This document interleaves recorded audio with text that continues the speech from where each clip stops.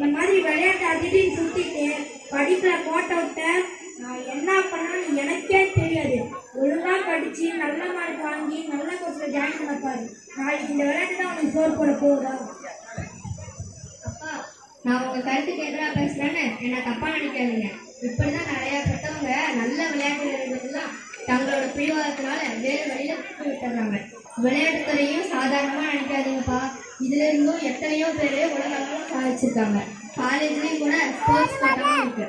கிரிக்கெட்ல பார்த்தீங்கன்னா ரவிச்சந்திரன் அஸ்வின், நடராஜன், தினேஷ் கார்த்திக், முரளி விஜய், வருண் சக்கரவர்த்தி இவங்கெல்லாம் சாதிச்சிருக்காங்க. செஸ்ல பார்த்தீங்கன்னா விஸ்வநாதன் ஆனந்த், முகேஷ், பிரக்ஞானந்தா, வைசாலி இன்னும் 10 பேர். அத்லெட்டிக்ஸ்ல நம்ம ஊர் சேலத்தை சேர்ந்த மாரியப்பன் தங்கவேலு.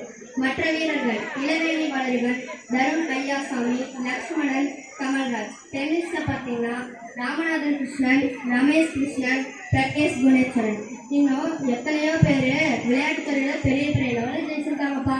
ஆனால் இன்னும் நிறைய வீரர்கள் தங்களுடைய அறியாமையாலும் பெற்றவங்க மற்றவர்களோட பிடிச்ச கேட்டுக்கிட்டு தங்களோட பிள்ளைங்க மேலே நம்பிக்கை வைக்காம முடங்கி போயிட்டாங்கப்பா.